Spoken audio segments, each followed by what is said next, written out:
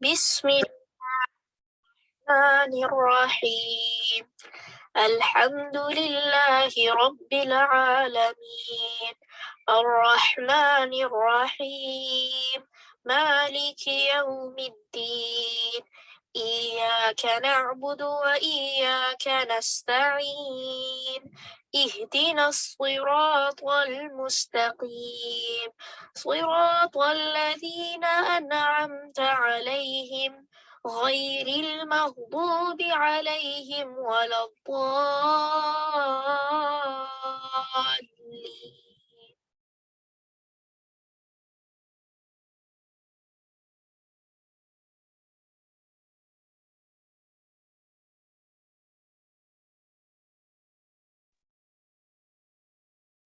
اعوذ باللہ من الشیطان الرجیم بسم اللہ الرحمن الرحیم السلام علیکم ورحمۃ اللہ وبرکاتہ۔ مجھے امید ہے آپ سب خیر و عافیت سے ہوں گے۔ اللہ سبحانہ و تعالی ہم سب کو اپنی عافیت میں، خیر میں، بھلائی میں رکھے اور ان اعمال کی توفیق عطا کر دی جو اللہ تعالیٰ کو پسند ہو، جس سے اللہ سبحانہ و تعالی راضی ہوں۔ اللہم آمین۔ نحمدہ و نصلی علی رسولہ الکریم، اما بعد فاعوذ باللہ من الشیطان الرجیم بسم اللہ الرحمن الرحیم رب اشرح لی صدری ویسر لی امری واحلل عقدۃ من لسانی یفقہوا قولی ربنا زدنا علما اللہم فقہنا فی الدین اللہم انا نسألک علما نافعا وعملا متقبلا ورزقا طیبا اللہم انفعنا بما علمتنا وعلمنا ما ينفعنا وزدنا علما اللہم وفقنا لما تحب وترضى اللہم صلی وسلم علی نبینا محمد وبارک وسلم۔ انشاءاللہ مجھے امید ہے کہ آنے سے پہلے آپ سب نے اپنی نیتوں کا جائزہ لیا ہوگا۔ اللہ سبحانہ و تعالی ہماری نیتوں کو اپنے لیے خالص کر لے۔ اللہم اجعل عملی کلہ صالحا واجعلہ لوجہک خالصا ولا تجعل لأحد فیہ شیئا اللہم اصلح نیتنا وذریاتنا وزوجنا۔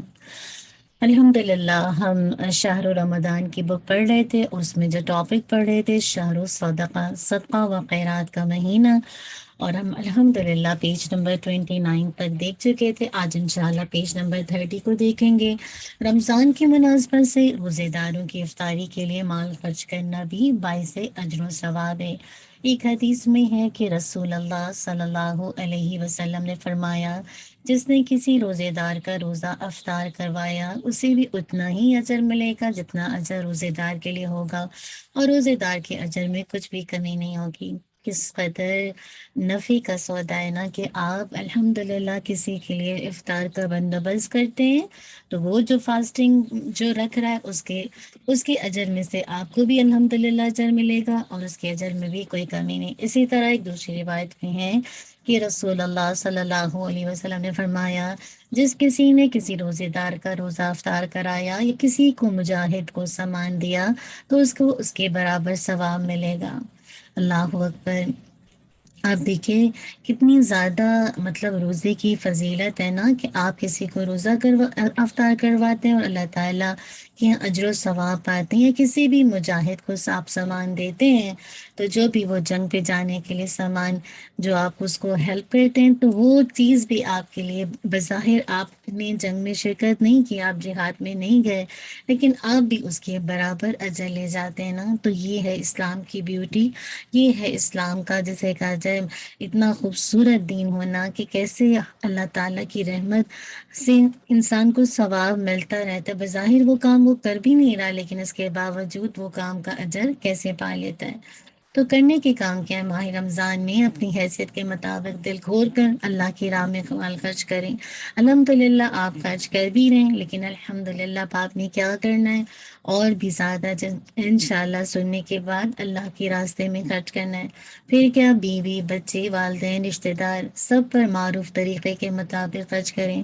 بعض اوقات ایسا ہوتا ہے نا کہ ہم اپنے گھر والوں کو، جس میں آپ کے بچے، آپ کے بیوی، ان کو تو ہم بہت زیادہ جسے کہا جائے معروف سے ہٹ کے ہی کرتے ہیں، یعنی بے تحاشا ایکسٹرا جسے کہا جائے ان کی لگژریز کو پورا کر رہے ہوتے ہیں، اور ایسے موقع پر رشتہ دار اور والدین پہ پیچھے رہ جاتے ہیں نا۔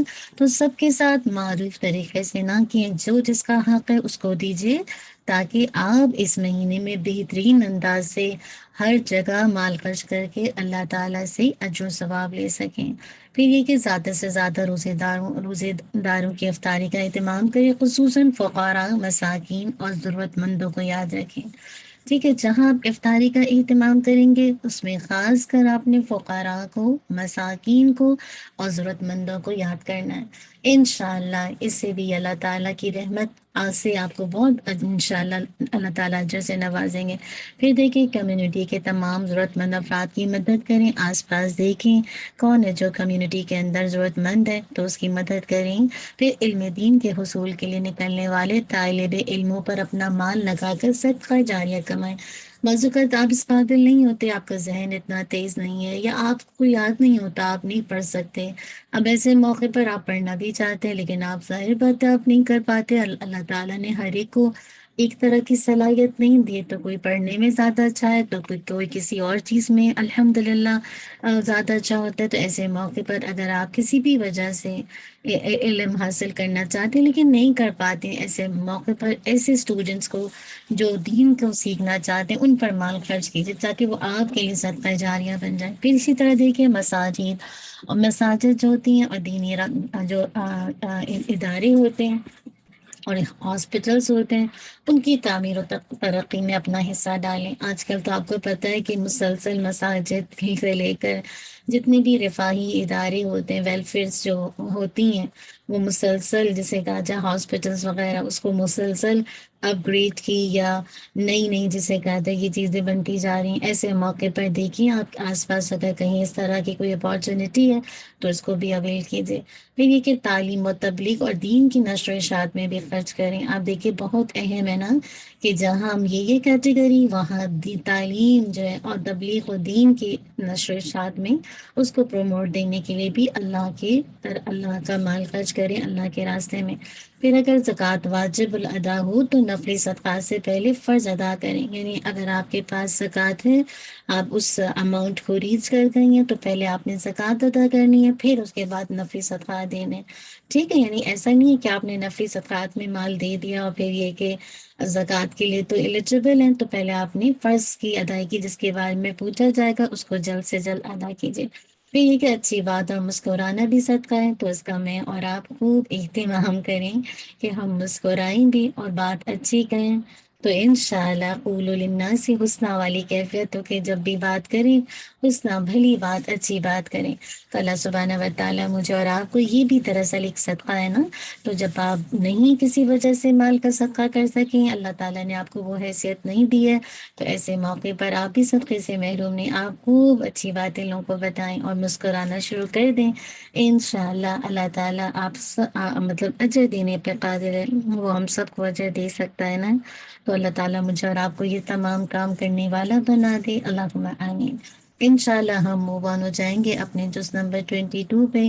اب دیکھیے کہ بسم اللہ الرحمن الرحیم، جب آپ نے 21 پارہ دیکھا تھا تو اس کی آخری چند آیات میں ازواج مطہرات رضی اللہ عنہم سے خطاب تھا نا، چونکہ اس خطاب کا کچھ حصہ 22 پارے کے شروع میں آیا ہے۔ ان آیات کا پس منظر یہ تھا کہ جب فتوحات کا دور شروع ہوا تو ازواج مطہرات نے نبی صلی اللہ علیہ وسلم سے درخواست کی کہ اب ہمارا وظیفہ اور نفقے میں کچھ اضافہ کر دیا جائے۔ اس موقع پر یہ آیات نازل ہوئی تھی جن میں انہیں دو باتوں میں سے ایک کا اختیار دیا گیا تھا، یا وہ خوشحالی کی زندگی گزارنے کے لیے جدائی اختیار کر لیں یعنی اللہ کے نبی کو چھوڑ کر چلی جائیں، یا پھر تنگی کے ساتھ گزر بسر کریں اور اپنی نظر آخرت کی خوشی پر لگا رکھ دیں۔ مراد ہے کہ اپنی نظر آخرت پر لگا رکھیں۔ تو اصل بات ہے یہاں پہ رک کر میں اور آپ سوچیں، ازواج مطہرات کو تو الحمدللہ 2 آپشنز ملے تھے نا، اور ان میں سے ہر ایک نے کیا آپشن چوز کیا؟ جب آپ نے انہیں اختیار دیا تو ان میں سے سب نے آخرت ہی کو ترجیح دی۔ اللہ اکبر۔ میں اور آپ، جب مجھے اور آپ کو کبھی یہ 2 آپشن دیے جائیں کہ دنیا کی خوشی چاہیے یا آخرت کی، جیسے کہا جائے ہمیشہ کی دائمی خوشی چاہیے، تو ہم میں سے کتنے لوگ ہیں جو آخرت کا سودا کرتے ہیں؟ ہم تو چھوٹی چھوٹی معمولی آنے والی اذیت، تکالیف، بیماری، دکھ، جو بھی غم کہہ لیجیے، اس پر ہم دین کو سب سے پہلے خیر بات کرتے ہیں، باقی چیزیں تو ہماری کچھ بھی نہیں رکتی، سارے کام چلتے ہیں، ہمارا کھانا پینا سونا جاگنا سارے کام چلتے ہیں، ایک چھوٹتا ہے تو دین نہ۔ اب دیکھیے کہ انہوں نے کوئی ناجائز خواہش تو نہیں کی تھی، ظاہر بات ہے فتوحات پہ فتوحات کا سلسلہ شروع ہو گیا تھا، ان کا بھی دل چاہ رہا تھا کہ ان کو وظیفہ ملے، ان کے نان نفقے میں اضافہ کیا جائے، لیکن ایسے موقع پر دیکھیے ان کو دو باتوں کا اختیار دے دیا کہ یا تو خوشحالی کی زندگی گزاریں اور اللہ کے نبی کو چھوڑ دیں، یا پھر تنگی کے ساتھ گزر بسر کریں اور اپنی نظر آخرت پہ لگا کے رکھیں۔ تو میں اور آپ ایسے موقع پر جب کبھی بھی اللہ نہ کرے اللہ کی طرف سے پریشانی آئے، کوئی بھی تو کوئی بھی غم، ایسے موقع پر اکثر ہوتا ہے ہم کورس لے رہے ہوتے ہیں نا، اور ایسے موقع پر ہم کورس کو خیر بات کہہ دیتے ہیں، یاد رکھیے آپ کی کورس چھوڑنے سے آپ کی پریشانی نہیں ختم ہو جائے گی، پریشانی اسی وقت ختم ہوگی جب اللہ کا اذن ہوگا۔ تو بہت سے لوگ جلد بازی کی وجہ سے جلدی جسے کہا جائے سمجھتے ہیں کہ شاید اس طرح سے کورسز چھوڑ کر ہم جسے کہا جائے اپنی اس جو بھی ہماری زندگی میں پرابلم ہے اس پر فوکس کریں گے۔ یاد رکھیے جب آپ کورس چھوڑتے ہیں نا اور مزید جسے کہا جائے مشکلات میں جاتے ہیں، کیونکہ جب تک میں اور آپ اس رسی کو قرآن اور سنت کو مضبوطی سے تھامیں گے نا تو پھر میں اور آپ کبھی مسکائب نہیں ہو سکتے۔ یاد رکھیے دنیا میں اگر ہر وقت ہی لذت رہے تو پھر یاد رکھیے تو یہ جو عذاب جو آتے ہیں، مراد یہ کہ دنیا میں اگر آپ مسلسل کمفرٹس میں رہیں، لذت میں رہیں، تو پھر آپ کو پھر تو دنیا تو امتحان کی جگہ، پھر امتحان کیسا امتحان تو ہے ہی نہیں۔ یہ دنیا کی جو لذت ہے نا وہ کل آخرت کی جیسے کہا جائے کڑواہٹ ہے، بٹرنس ہے، اور آج جو دنیا میں جو بٹرنس ہے، کڑواہٹ، وہ کل آخرت میں آپ کے لیے لذت بن جائے گا اگر آپ اللہ کی رضا پر راضی رہیں۔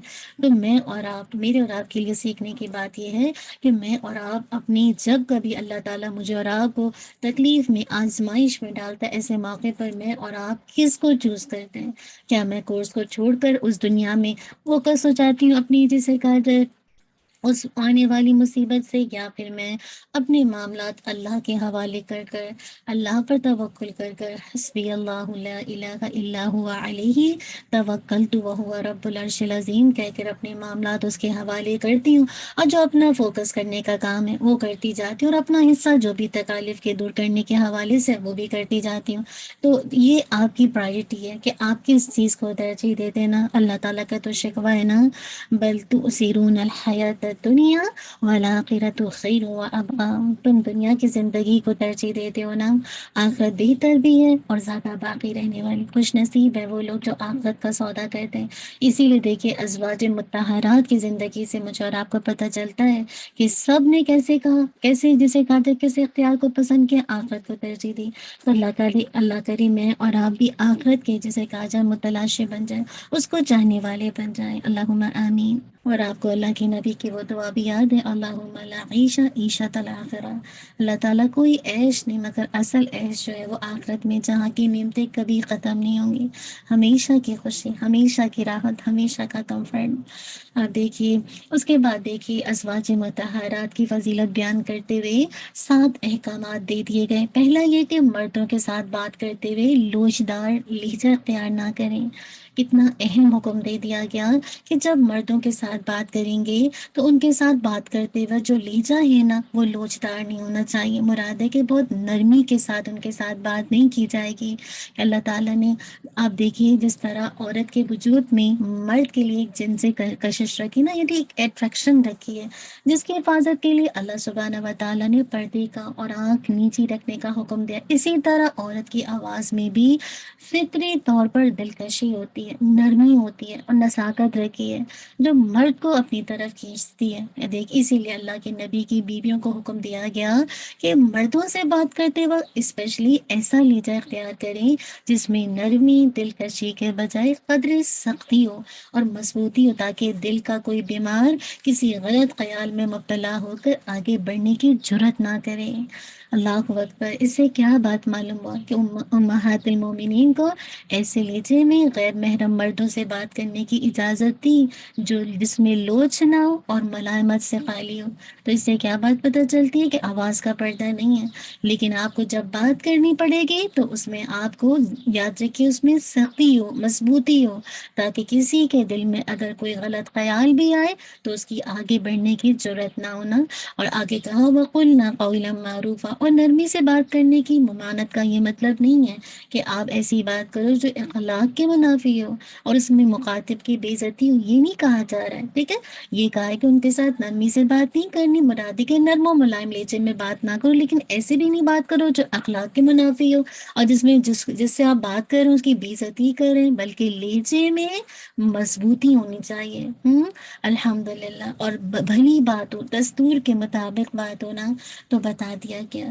اللہ سبحانہ و تعالیٰ مجھے اور آپ کو اس انداز سے جیسے ازواج مطہرات کو بتایا، ہمیں بھی بتا دیا گیا کہ جب کبھی غیر محرم سے بات کرنی ہے تو اس انداز سے بات نہیں کرنی۔ دوسرا یہ کہ بلا ضرورت گھر سے باہر نہ نکلو، کیونکہ مسلمان عورت کا جو اصل اور محفوظ ٹھکانہ ہے وہ کیا ہے؟ گھر ہے نا۔ آپ دیکھیے کہ عورت کا جو اصل جو دائرہ ہے عمل ہے اس کا گھر ہے نا۔ آپ کو یاد ہے سیدنا عمر رضی اللہ عنہ کو عورتوں کا اور بالخصوص ازواج نبی کا گھر سے باہر بے حجاب نکلنا سخت شاہ گزرتا تھا۔ چنانچہ آپ رسول صلی اللہ علیہ وسلم سے کہا کرتے تھے کہ آپ صلی اللہ علیہ وسلم اپنی بیویوں کو پردے میں رکھیں۔ عائشہ رضی اللہ عنہا فرماتی ہیں کہ رسول اللہ صلی اللہ علیہ وسلم سیدنا عمر رضی اللہ عنہ کی بات پر کچھ توجہ نہ دیتے۔ آپ صلی اللہ علیہ وسلم کی بیویاں اکثر رات کو رفع حاجت کے لیے مناسی کی طرف جاتی۔ ایک رات سیدہ سودا بنت زمع رضی اللہ عنہما جو قد میں لمبی تھی نکلی تو سیدنا عمر رضی اللہ عنہ لوگوں میں بیٹھے ہی کہنے لگے، سودا ہم نے تجھے پہچان لیا۔ عمر رضی اللہ عنہ نے اس توقع پر یہ بات کی کہ کسی طرح جلد پردے کا حکم نازل ہو جائے۔ اور سیدنا عائشہ رضی اللہ عنہما کہتی ہیں کہ سیدہ سودا رضی اللہ عنہا نے جب یہ بات عمر رضی اللہ عنہ کے منہ سے سنی تو گھر آ کر جسے کہا جائے اللہ کے نبی صلی اللہ علیہ وسلم سے کہا کہ میں ضرورت سے باہر نکلی تھی، لیکن عمر رضی اللہ عنہ نے ایسی گفتگو کی۔ اس وقت آپ صلی اللہ علیہ وسلم میرے گھر میں تھے اور بیٹھے رات کا کھانا کھا رہے تھے، ایک ہڈی آپ صلی اللہ علیہ وسلم کے ہاتھ میں تھی اور اسی حالت میں آپ صلی اللہ علیہ وسلم پر وحی آنا شروع ہوئی۔ پھر وحی کی حالت موقوف ہو کر ہڈی اسی طرح آپ کے ہاتھ میں تھی جیسے آپ صلی اللہ علیہ وسلم نے ہاتھ سے رکھا نہیں تھا۔ آپ صلی اللہ علیہ وسلم نے فرمایا تم عورتوں کو ضرورت سے باہر نکلنے کی اجازت دی گئی، یعنی جس کی بنا پر وہ گھر سے نکل سکتی ہیں، یعنی ضرورت کے تحت نکل سکتی ہے، مطلقاً منع نہیں۔ جیسے اگر آپ حج کی ادائیگی کے لیے اسی طرح مسجد ہے یا عیدگاہ میں جانا ہے، اپنے اقارب و جسے کہا جائے ان لوگوں سے ملنا ہے، کسی تقریب میں جیسے نکاح ہے، شادی وغیرہ میں جانا ہے، کسی کی عیادت میں جانا ہے، کسی کی تعزیت کے لیے جانا نا، تو ایسے موقع پر عورت جا سکتی ہے، اس میں کوئی حرج نہیں ہے۔ اسی طرح سیدنا ابن عباس رضی اللہ عنہما کہتے کہ ایک آدمی کھڑا اور کہنے لگا یا رسول اللہ میری بیوی حج کے لیے نکلی اور میرا نام فلاں فلاں غزوے میں لکھا گیا۔ آپ نے فرمایا لوٹ جاؤ اور اپنی بیوی کے ساتھ حج کر۔ تو بتا دیا گیا کہ عورت کے لیے کیا ہے کہ عورت جو ہے ضرورت کے تحت باہر جا سکتی ہے، مطلقاً منع نہیں ہے۔ تو الحمدللہ، لیکن بلا وجہ میں ونڈو شاپنگ کرنا، ادھر سے ادھر مال میں گھومتے رہنا اور پتہ نہیں کیا کچھ گاربیج جمع کرتے رہنا نہیں۔ اب ضرورت ہے کسی چیز کے لیے جانا ہے، کام کے لیے جانا ہے، نکلے گی، لیکن یہ کہ ہر وقت ہی عورت ہی سارے کام کے لیے جو مرد کو کرنے چاہیے وہ کرنا شروع کر دے، تو وہ بات وہ یہ کہ اللہ تعالیٰ ہر ایک کی مجبوری جانتا ہے، تو اس انداز سے اس چیز سے منع کیا جا رہا ہے۔ پھر یہ کہ تیسرا یہ کہ زمانے جہلیت کے خواتین کی طرح اپنی زینت اور سطر کا اظہار کرتے ہوئے باہر نہ نکلیں، یعنی جب باہر نکلیں تو پردے کے ساتھ نکلیں۔ جو جاہلیت کا طریقہ تھا نا، جب عورتیں گھروں سے نکلتی تھیں جسے کہا جائے بہت زیادہ بن سنور کے نکلتی تھی نا، دور جاہلیت میں تبرج کا ورڈ آتا ہے، یعنی اپنی زینت جسمانی جو ان کی محسن ہوتے میک اپ وغیرہ اور دوسروں کو اور خاص کر مردوں کو دکھانے کی کوشش کرتی تھی نا۔ تو آپ دیکھیے کہ جو اسلامی زندگی ہے یہ جو وہ اس چیز کو پروموٹ نہیں کرتی، جاہلیت سے مراد ہے اسلام سے پہلے کی زندگی، تو وہ اس انداز سے بے پردہ پھرتی تھیں کہ معاشرے میں جسے کہا جائے اس انداز انداز سے بالکل میک اپ کر کے زینت سب کچھ مطلب پہن اوڑھ کے باہر نکلتی تھی نا، تو یاد رکھیے اس میں 5 چیزیں آ جاتی ہیں۔ نمبر 1 اپنے جسم کے محاسن کی نمائش، نمبر 2 زیورات کی نمائش اور جھنکار، پھر پہنے ہوئے کپڑوں کی نمائش، پھر رفتار میں جسے کہا جائے ایک نازو ادا ہوتی نا وہ بھی، پھر خوشبو کا استعمال جو غیر محرم کو اپنی طرف متوجہ کرے۔ تو ان کاموں سے روکنے کے بعد بتا دیا کہ کیا کرنا ہے، تو بتا دیا گیا ولا تبرجن تبرج الجاہلیہ، یعنی قدیم جاہلیت کے زمانے کی طرح اپنی بناؤ کا اظہار نہ کرو اور نماز ادا کرتے رہو۔ تو میں اور آپ جب بھی نکلیں، میں اور آپ ذرا دیکھیں کیا میں اور آپ اس طرح سے زینت کو جسے کہا جائے پہن اوڑھ کے نکلتے ہیں کہ ہماری ہر محاسن نظر آتے ہیں، اور پھر ہر طرف سے اپنے آپ کو دیکھیے کہ جب گھر سے نکلتی ہیں تو کس انداز سے نکلتی ہیں نا، کیا کیا چیزیں نمایاں ہوتی ہیں، کیا بہت پرفیوم لگاتی ہیں، کیا بہت زیادہ ناز و ادا کے ساتھ چلتی ہیں، بہت کپڑوں پر اتنا زیادہ فیشن ہوتا ہے آج کل، تو ابائی کو دیکھ لیجیے اس انداز سے، مطلب ایسا لگتا ہے کہ ایک کمپٹیشن ہے ابائی کے اندر بھی نا، اس انداز سے اتنے فینسی۔ دیکھیے اس چیز سے منع کیا جا رہا ہے نا، تو میں اور آپ پھر حجاب کے مقصد کو ہی فوت کر دیں گے اگر میں اور آپ اس کا خیال نہیں رکھتے نا۔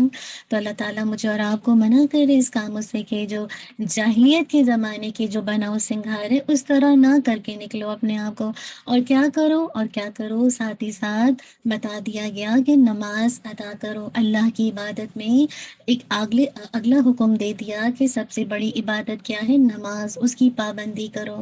نبی صلی اللہ علیہ وسلم نے فرمایا عورت کی اپنی گھر کی اندرونی کوٹری کی نماز گھر کی نماز سے افضل ہے، اور گھر کی نماز صحن کی نماز سے افضل ہے۔ تو جتنا زیادہ آپ اندر ہو کر پڑھیں گے نماز انشاءاللہ وہ اتنی زیادہ آپ کے لیے افضل ہونے کا باعث بنے گی۔ پھر 5ویں بات یہ بتا دی کہ زکوٰۃ دیا کریں اپنے مال میں سے، اللہ نے جو ان کو مال دیا ہے اس میں سے زکوٰۃ نکالتی رہیں، کیونکہ یہ اللہ کا حکم ہے۔ جب عورتوں کے پاس آپ دیکھیں آج کیا کچھ نہیں ہے، سونا ہوتا ہے، بہت سارا مال ہوتا ہے، تو زکوٰۃ دیا کریں۔ چھٹا یہ کہ اللہ اور اس کے رسول کی اطاعت کریں، یہ چھٹا حکم دے دیا۔ اور 7واں یہ کہ قرآنی آیات کی تلاوت اور احادیث کا مذاکرہ کیا کریں۔ مراد ہے کہ جو بھی اللہ کی آیات آپ کے گھر میں تلاوت کی جاتی ہے اس کا تذکرہ کیا کریں۔ یہاں پہ دیکھیں نا، خاص کر جو اللہ کی آیات اور رسول کی جو احادیث پڑھی جاتی ہیں ان کا ذکر کرتے رہو۔ یہاں پہ خاص کر دیکھیے حکمت کی بات ہو رہی ہے نا، من آیات اللہ والحکمہ، اور حکمت کا معنی ہے دانائی کی باتیں۔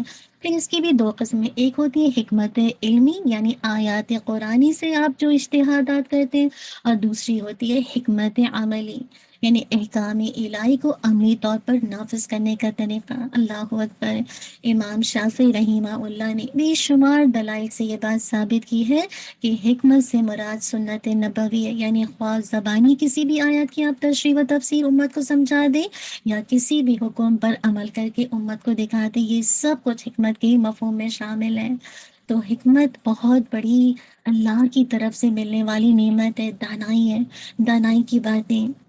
تو کہا جا رہا ہے کہ تمہارے گھر میں جہاں بھی دنیا بھر میں اللہ کی آیات اور حکمت و دانائی کی جو تعلیم دی جاتی ہے، لہٰذا اس بات کو خوب یاد رکھو اور اچھی طرح ذہن نشین کر لو کہ اس معاملے میں تمہاری ذمہ داری بڑی سخت ہے، تمہیں اپنا ہر عمل اللہ اور اس کے رسول کی منشا کے مطابق کرنا ہوگا، کیونکہ جو بھی اللہ کی آیات تمہارے گھر میں اور حکمت کی باتیں تم سنتے ہو دیکھتے ہو تو اسے لوگوں کے سامنے بیان کرو، کیونکہ زندگی کا ایک پہلو یا گھریلو زندگی سے متعلق بہت سے ایسے امور تھے جو تمہارے علاوہ اور کوئی ذریعے سے معلوم نہیں ہو سکتے تھے۔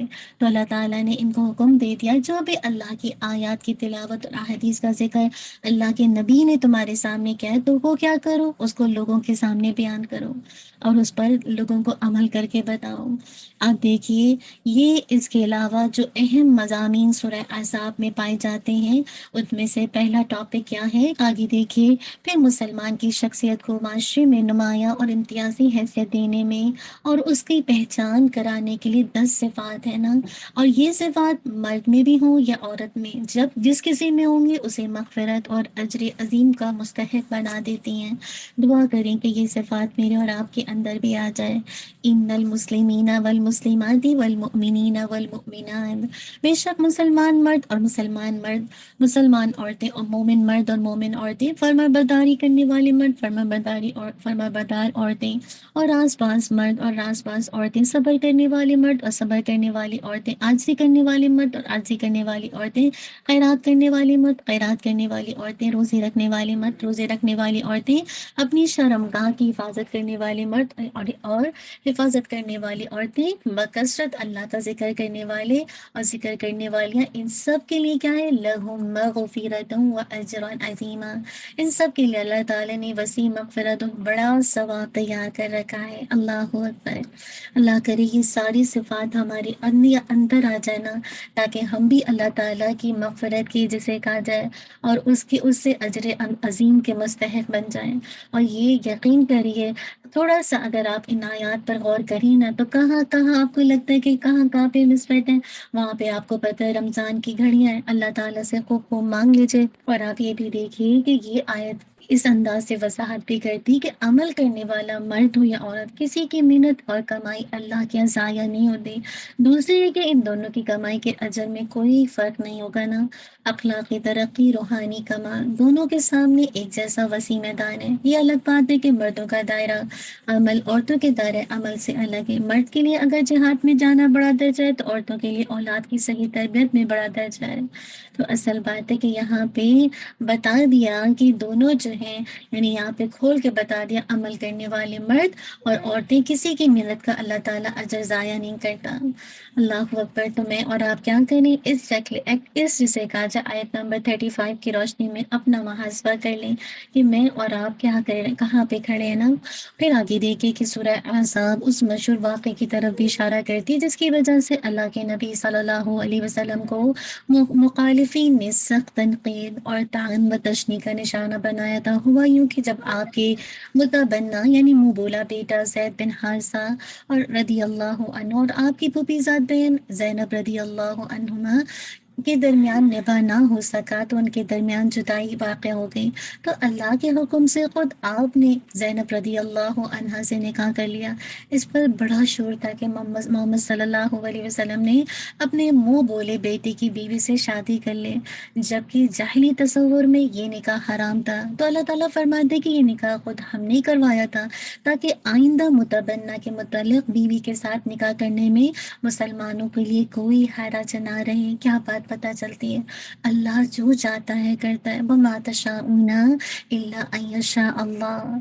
میرے اور آپ کے چاہنے سے کچھ نہیں ہوتا. ایک اللہ کی چاہت ہے، ایک آپ کی چاہت ہے. ہوگا وہی جو اللہ کی چاہت ہے. اللہ کے نبی بہت زیادہ پریشان تھے اور نہیں چاہتے تھے کہ جیسے کہا جائے لوگوں کی جیسے جو اتنے مخالفین ہیں جو آپ پہ سخت تنقید کر رہے تھے، ان کو ان سے مقابلہ کرنا آسان نہیں تھا. لیکن اللہ کا فیصلہ نافذ ہو کر رہتا ہے. تو جو بھی اللہ کا فیصلہ ہے بس اس کو مان جائیے اور دل سے کہیے رضیت باللہ ربا وبالاسلام دینہ وبمحمد صلی اللہ علیہ وسلم نبیہ. اور کیسے دیکھیے آئندہ سے اس متبنہ کی جو متعلقہ بیوی کے ساتھ نکاح کرنے میں مسلمانوں کے لیے بتا دیا کہ کوئی حرج نہیں ہے. پھر یہاں پہ تھوڑا سا ایک ضمنی سی بات ذہن میں آتی ہے کہ جو اسلام ہے اور جو اسلام کی جو اللہ کے نبی ہیں، اسلام کے جو پیغمبر ہیں، آج اللہ کے نبی کے بارے میں جو کثرت ازواج کی وجہ سے نعوذ باللہ اس قدر باتیں بنائی جاتی ہیں نا، اور کس طرح سے آپ کو جسے کہا جائے مطلب اس کو نعوذ باللہ شہوت پرستی کا نام دیا جاتا ہے. یہاں پر رک کر اگر آپ دو باتوں کو تھوڑا سا نوٹ ڈاؤن کر لینا، تو آپ دیکھیں گے یہ سارے اعتراضات جو اللہ کے نبی کی شادی کے حوالے سے ہیں، اس کو صرف لغویات کے لوگ بس جسے کہا جائے ایک کہتے ہیں نا اسکینڈلز بناتے ہیں. لوگوں کا تو کوئی کام ہی نہیں ہے. جب اصل بات ہے جب ان کو اسلام سے اور پیغمبر اسلام سے دشمنی ہونا، تو پھر وہ اسی طرح کی اعتراضات کرتے ہیں. پہلا تو یہ دیکھیے، پہلا پوائنٹ کہ آپ نے اپنی بھرپور جوانی میں ایک ایسی خاتون کے ساتھ گزار دی جو عمر میں آپ سے تقریباً کہہ لیجیے دگنی تھی، یعنی 45 یعنی 15 سال کا ڈفرنس تھا. جب تک کہ وہ زندہ رہی آپ نے کسی دوسری خاتون کو اپنے نکاح میں قبول تک نہیں کیا. خدیجہ رضی اللہ عنہا کے علاوہ جتنی بھی خواتین سے آپ نے شادی کی وہ بڑھاپے بڑھاپے کی حدود پہ قدم رکھنے والی تھیں، یعنی 50 سال کی عمر کے بعد کی تھیں۔ دوسرا پوائنٹ یہ کہ عائشہ رضی اللہ عنہا کے علاوہ آپ کی کوئی بھی بیوی کنواری نہیں تھی۔ اگر معاذ اللہ کثرت ازواج سے آپ کا مقصد شہوت پرستی ہوتا تو آپ یہ شادیاں جوانی میں کرتے اور ناعمر لڑکیوں سے کرتے، لیکن حقیقت یہ ہے کہ تعداد ہے ازواج کی، اس کے پیچھے جو مقصد تھا تعلیم کا تھا، اسلام کی نشر و اشاعت کا تھا، اجتماعیت کا تھا، اس کے پیچھے سیاسی حکمتیں پوشیدہ تھی نا۔ تو اللہ نہ کرے ہم میں سے کوئی اس طرح سے جو غیر مسلم کے نیگیٹو پروپیگنڈے سے متاثر ہو کر اس طرح سے اعتراضات شروع کر دیں اور آپ کی شادیوں پر اس انداز سے باتیں بنانا شروع کر دیں۔ اللہ سبحانہ و تعالیٰ مجھے اور آپ کو اس طرح کے پروپیگنڈے کے موقع پر صحیح دین کو جاننے والا بنائے، تاکہ میں اور آپ سمجھیں کہ اس کی حقیقت کیا ہے، کیوں اللہ تعالیٰ نے اپنے نبی کو اتنی شادیوں کی اجازت دی۔ اور اسلام سے پہلے دیکھیے 100 شادیاں ہوتی تھیں، ایک شادی ہوتی نہیں تھی کہ دوسری، جسے کہا تھا شوہر کے ساتھ 100 بیویاں ہوتی تھیں، جب چاہتا جس کو چاہتا طلاق دے دیتا۔ اللہ تعالیٰ ہم سب کو اس انداز سے جو نیگیٹو پروپیگنڈے ہوتے ہیں نا اس سے بچا کے رکھے۔ پھر آگے دیکھے کہ نبی کریم صلی اللہ علیہ وسلم کی صورت میں مومنوں کو اللہ تعالیٰ نے جو نعمت عظمیٰ عطا فرمائی تو اللہ تعالیٰ نے اس کی یاد دہانی بھی کرائی، اور آپ کے 5 ایسے امتیازی اوصاف کا ذکر کیا۔ اس میں سے پہلا کیا کہ آپ اپنی امت اور دوسری امتوں پر بھی قیامت کے دن گواہی دیں گے۔ کیوں؟ کیونکہ پوری دنیا کے انسان آپ کی امت میں شامل ہیں۔ جنہوں نے ایمان قبول کر لیا الحمدللہ وہ جسے کہا جائے امت اجابت ہو جائیں گے، اور جنہوں نے ایمان قبول نہیں کیا وہ امت دعوت میں داخل ہو جائیں گے۔ دوسرا کیا کہ اہل ایمان کو آپ سعادت اور جنت کی بشارت دینے والے ہیں۔ تیسری کیا، کفار اور فجار کو اللہ کی عذاب اور ہلاکت سے ڈرانا آپ کی ذمہ داری ہے۔ اور چوتھا، آپ نیکی، اصلاح اور اخلاق حسنہ اور استقامت کی دعوت دینے والے ہیں۔ آپ کی دعوت نہ دنیا کی دعوت تھی، نہ اقتدار کی، نہ مال غنیمت جمع کرنے کی، نہ قومیت اور عصبیت کی، بلکہ آپ کی دعوت خالص اللہ کی رضا کے لیے تھی، جس کا مقصد صلح اور اصلاح کے سوا کچھ نہ تھا۔ اور اس میں کیا شک ہے کہ انبیاء کے اعمال میں سے سب سے افضل جو عمل ہے وہ دعوت ہی ہے۔ خود اللہ سبحانہ و تعالیٰ فرماتے ہیں، اور اس سے زیادہ اچھی بات کرنے والا کون ہے جو اللہ تعالیٰ کی طرف بلائے اور نیک کام کرے اور کہے کہ میں یقیناً مسلمانوں میں سے ہوں۔ آپ کو یاد ہے سورہ فصلت میں آتی ہے بات نا۔ پھر 5ویں چیز دیکھیے، آپ سے راج منیر ہیں، آپ کے پر نور وجود سے ظلمتیں دور ہو گئیں، شبہات کا ازالہ ہو گیا۔ اللہ تعالیٰ نے اپنے نبی کو چمکتے ہوئے سورج کے ساتھ تشبیہ دی۔ کیوں؟ کیونکہ اللہ نے آپ کے ذریعے سے شرک کا، گمراہی کا، یعنی شرک اور دلالت کی گمراہی کو دور کیا اور گمراہوں کو ہدایت دی۔ بالکل ایسے ہی جیسے سورج جب روشن ہوتا ہے تو رات کی تاریکی کیا کرتی ہے؟ رات کی تاریکی دور ہو جاتی ہے اور منزل تک انسان آسانی سے پہنچ جاتا ہے۔ تو اللہ کے نبی کے ذریعے سے لوگوں کو ہدایت کا راستہ نظر آیا اور ان کو ان کے خالق تک پہنچنے کا راستہ آسان ہو گیا۔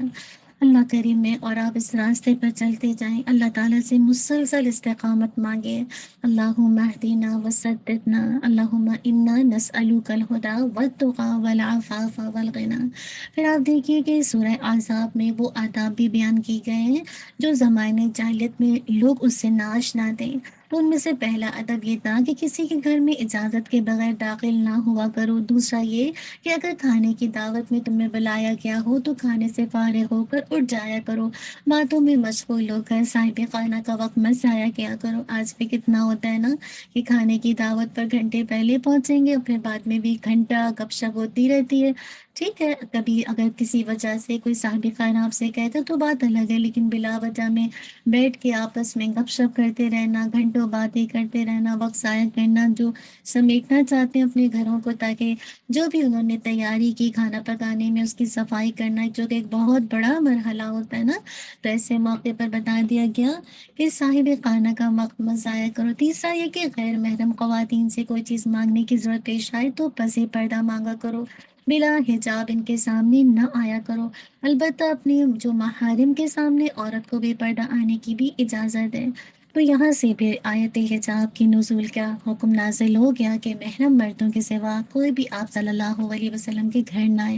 اور جسے بھی خواتین سے کوئی کام ہو تو وہ پردے کے پیچھے سے بات کرے، خواہ کوئی چیز مانگنے کی ضرورت ہو یا کوئی بات یا دینی مسئلہ پوچھنے کی نہ۔ ازواج مطہرات کی حرمت بیان کرنے کے بعد اللہ عز و جل نے مجھے اور آپ کو اللہ کے نبی کی عظمت و تکریم کے لیے اہل ایمان کو درود و سلام بھیجنے کا حکم دیا۔ اور جب میں اور آپ الحمدللہ جب درود پڑھتے ہیں تو نہ صرف یہ کہ اللہ کے نبی صلی اللہ علیہ وسلم پہ درود و سلام بھیجنے سے ہماری عزت و تکریم اور ساتھ ہماری بلائیں دور ہوتی ہیں اور ہماری گناہ جسے کہا جائے گناہوں کا کفارہ ہوتا ہے۔ ابو طلحہ رضی اللہ عنہ سے روایت ہے، ایک دن اللہ کے نبی صلی اللہ علیہ وسلم تشریف لائے تو آپ کا چہرہ مبارک پر خوشی کے آثار تھے۔ صحابہ نے عرض کیا، یا رسول اللہ، آج ہم چہرہ انور پر خوشی کی غیر معمولی آثار دیکھ رہے ہیں۔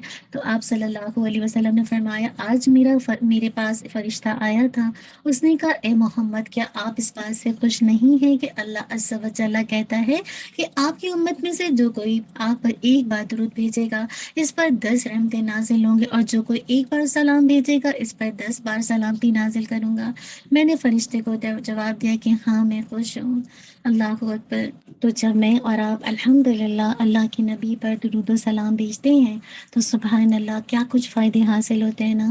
عبداللہ بن عمر بن عاص رضی اللہ عنہما بیان کرتے کہ اللہ کے نبی صلی اللہ علیہ وسلم نے فرمایا، جب تم مؤذن کو سنو تو اسی طرح کہو جیسے وہ کہتا، پھر مجھ پر صلوات پڑھو، کیونکہ جو مجھ پر ایک مرتبہ صلوات پڑھے یعنی درود پڑھے، اللہ تعالیٰ اس کے بدلے اس پر 10 دفعہ صلوات بھیجتا ہے۔ اسی طرح ایک اور روایت میں آیا کہ اللہ کے نبی صلی اللہ علیہ وسلم نے فرمایا، کوئی قوم کسی مجلس میں نہیں بیٹھتی جس میں انہوں نے نہ اللہ کا ذکر کیا اور نہ اپنے نبی پر صلوات بھیجی، مگر وہ مجلس قیامت کے دن ان کے لیے باعث حسرت ہوگی۔ پھر اگر اس نے چاہا تو انہیں سزا دے گا اور اگر چاہا تو انہیں بخش دے گا۔ تو میں اور آپ کیا کریں، جب بھی اللہ کے نبی کا نام آئے ایٹ لیسٹ آپ صلی اللہ علیہ وسلم ضرور کہیں۔ پھر آگے سے دیکھ کے بتا دیا گیا کہ امہات المومنین پر حجاب کی فرضیت کا حکم نازل ہوا، اور پھر عمومی طور پر ہر مسلمان خواتین کو پردے کا حکم دیا گیا، خواہ وہ بیوی ہو یا بیٹی، ماں ہو، کوئی بھی رشتہ ہو۔ حجاب عورت کی ایک طرح سے عزت ہے، اس کی عصمت کی محافظ ہے اور اس کے لیے باعث تکریم اور تعریف ہے نا۔ تو حجاب جو ہے شرعی طور پر اس کے اندر چند شرائط ضروری ہے۔ نمبر 1، حجاب ایسا ہو کہ پورے بدن کو چھپا لے، یعنی پوری باڈی آپ کی کور ہو جائے۔ چیک کیجئے کیا میرا اور آپ کا حجاب ایسا ہوتا ہے۔ نمبر 2، وہ حجاب جسے کہا جائے اس بہت پرکشش یا نگاہوں کو متوجہ کرنے والا نہ ہو، یعنی آپ نے حجاب تو پہنا لیکن اس میں اتنے سیکوینس ہیں، اتنا کچھ جسے کہا جائے امبرائڈری ہوئی ہے، اتنا زیادہ کلرفل جسے کہا جائے کہ بہت پرکشش نظر آ رہا ہے اور نگاہیں اس کی طرف اٹھ رہی ہیں، تو پھر کیا ہے کہ بات یہ کہ یہ شرائط تو پوری نہیں کرے گا نا حجاب کی۔ پھر حجاب ایسا باریک نہ ہو جس سے جسم کی رنگت جھلکے اور نظر آئے نا۔ پھر یہ کہ اتنا یعنی کشادہ ہو، یعنی اتنگ نہ ہونا جو فتنے کا باعث بنے اور آپ کے اعضاء کو یعنی آپ کے جو باڈی کے پارٹس ہیں اس کو بہت ظاہر کرے۔ پھر ایسا معطر نہ ہو جس کی خوشبو دوسروں تک پہنچے۔ پھر یہ کہ بناوٹ میں مردوں کے لباس سے مشابہ نہ ہونا۔ بعض اوقات ہم حجاب تو پہن لیتے ہیں لیکن وہ مشابہ ہوتا ہے مردوں کی طرح۔ ایسا لباس نہ ہو جو کافر اور مشرک عورتوں کی پہچان بن چکا ہو۔ پھر یہ کہ شہرت کا لباس نہ ہو کہ جسے محض شہرت کے لیے پہنا جائے، اور حدیث میں اس پر سخت وعید آئی ہے نا۔ تو یہ ساری وہ کنڈیشن ہے جو حجاب کے حوالے سے آ گئی نا۔ اللہ تعالیٰ مجھے اور آپ کو جسے کہا جائے جو حجاب کی فرضیت کی آیت ہے اس پر عمل کی توفیق دے دے، اور اس انداز سے میں اور آپ اپنے حجاب کا خیال رکھیں۔ پھر آگے دیکھیے سورت کے اینڈ پر فرائض اور واجبات اور شرعی احکامات کی اہمیت بیان کی گئی کہ یہ احکام اس امانت کا حصہ ہے جو اللہ تعالیٰ نے بندوں کو سونپا ہے۔ آسمان، زمین اور پہاڑوں نے کیا کیا، اس امانت کا بوجھ اٹھانے سے انکار کر دیا۔ کیوں؟ کیونکہ ان کے اندر یہ بوجھ اٹھانے کی صلاحیت ہی نہ تھی۔ لیکن چونکہ انسان کو اللہ تعالیٰ نے عقل بھی دی تھی، فکر بھی دی تھی، خیر و شر کے درمیان تمیز کرنے کی صلاحیت عطا کی تھی نا، تو انسان نے اس بوجھ کو اٹھا لیا مگر اس کا حق ادا نہ کر سکا۔ دعا کیجئے کہ جو بھی الحمدللہ میں نے اور آپ نے اس صورت کے اندر جو بھی احکامات دیکھے، اللہ تعالیٰ سے دعا کیجئے جو بھی فرائض ہیں، واجبات ہیں، جو کہ امانت کی شکل میں اللہ تعالیٰ نے مجھے اور آپ کو سونپی ہے، میں اور آپ کو میں اور آپ اس کو اچھے طریقے سے بجا لائیں، چونکہ اللہ تعالیٰ نے مجھے اور آپ کو عقل اور فکر اور خیر اور شر کی تمیز ڈال دی ہے نا، اس تمیز کی وجہ سے میں اور آپ اپنے بھلے برے کو سمجھ سکتے ہیں۔ اللہ تعالیٰ مجھے اور آپ کو شعور کی زندگی گزارنے والا بنائے۔ آگے سورہ سبا شروع ہوتی ہے جو کہ مکی ہے، اس میں 54 آیات ہیں، 6 رکوع ہیں۔ اس سورت کی ابتدا اللہ عز و جل کی حمد و ثنا سے ہوتی ہے، جس نے ساری مخلوق کو پیدا کیا، کائنات کے لیے مستحکم پورا ایک سسٹم قائم کیا، نظام عالم کی تدبیر کی، اور اسے ہر چیز کی خبر ہے، اور اس کا کوئی عمل بھی حکمت سے خالی نہیں ہے۔ اس کے بعد مشرکین کے بارے میں بتایا گیا کہ وہ حساب و جزا اور مرنے کے بعد کی زندگی کا انکار کرتے ہیں، تو اللہ تعالیٰ نے اپنے نبی کو حکم دیا کہ آپ اپنے رب کی قسم کھا کر کہیں کہ قیامت تو آ کر رہے گی، نیکوکاروں کو جزا اور بدکاروں کو سزا ضرور ملے گی۔ اس کے علاوہ الحمدللہ جو سورہ سبا میں ٹاپکس ہیں، داؤد علیہ السلام اور سلیمان علیہ السلام، اور جسے کہا جائے اہل سبا پر اللہ تعالیٰ نے اپنی نعمتوں کا تذکرہ فرما کر گویا تو ایک کیٹیگری شاکر کی ہے جو کہ شکر گزار لوگ ہیں، اور کافر جو کہ اللہ کی نعمتوں کی ناشکری کرتے ہیں، ان کا تقابل کیا ہے، ان کا کمپیریزن کیا، ان کا معاوضہ کیا ہے نا، موازنہ کیا ہے۔ تو اگر آپ دیکھیں تو دونوں اللہ کے نبی تھے، کون؟ داؤد علیہ السلام اور سلیمان علیہ السلام، اور دونوں ہی ذاکر اور شاکر بندے تھے نا، خوب اللہ کا ذکر کرنے والے، خوب شکر گزار۔ داؤد علیہ السلام کو اللہ تعالیٰ نے بہت ہی خوبصورت آواز سے نوازا تھا، وہ جب اللہ کی تسبیح کرتے تھے تو پہاڑ اور پرندے بھی کیا ان کے ساتھ مل جاتے تھے، اور جب زبور پڑھتے تو جانور ان کی قرآن سنتا تھا اور اس پر بھی گریہ طاری ہو جاتا تھا۔ تو اللہ تعالیٰ نے ان کے لیے لوہے کو نرم کر دیا۔ پہلے یہاں پہ رک کے سوچے، ایک جانور جو کہ زبور پڑھتے تھے تو جانور جب ان کے قرآن سنتا تو اس پر گریہ طاری ہو جاتا تھا، تو کیا واقعی اللہ کا کلام پڑھنے کے بعد ہمارے اوپر بھی یہ کیفیت آتی ہے؟ نہیں۔ تو اللہ تعالیٰ سے دعا کیا کیجیے، اللہم انی اعوذ بک من علم لا ينفع ومن قلب لا یخشع ومن نفس لا تشبع ومن دعوت لا یستجاب لها۔ تو یہ کہا جا رہا ہے پھر کیا کہ اللہ تعالیٰ نے ان کے لیے لوہا نرم کر دیا، وہ اسے جس طرف چاہتے موڑ لیتے اور جو کچھ چاہتے اس سے بنا لیتے۔ اللہ تعالیٰ نے انہوں نے ایک طرح سے کارخانہ بنا رکھا تھا جس میں لوہے کی مضبوط زرہیں بنتی تھیں، اسے دنیا کی پہلی آپ کہہ لیجیے اسٹیل مل کہہ لیے قرار دیا جا سکتا ہے۔ اللہ تعالیٰ نے داؤد علیہ السلام پر خصوصی انعامات کیے تھے، اور یوں ہی سلیمان علیہ السلام کو بھی بہت کچھ جسے کہا جا خوبی سے نوازا تھا۔ وہ اللہ تعالیٰ نے انہیں پرندوں کی بولی سکھائی تھی، ان کے لیے تانبا بہتے ہوئے چشمے کی شکل اختیار کر جاتا، اسے جو چاہتے سہولت سے بنا لیتے، جنات ان کے تابع کر دیے، ان سے آپ تعمیرات اور حمل و نقل کے مشکل ترین کام لیتے تھے، ان کے لیے ہوا کو مسخر کر دیا گیا۔ آج کل دیکھیے نا، آپ جیسے ہوائی جہاز ہوتے ہیں نا، یوں ہی آپ کا ہوائی تخت تھا جو 2 ماہ کی مسافت دن کے تھوڑے سے حصے میں طے کر لیتا تھا۔ اب دیکھیے آپ یہاں سے پاکستان جائیں کینیڈا سے، تو اللہ اکبر جہاز کا سفر بھی کتنا مطلب کچھ گھنٹے لے لیتا ہے۔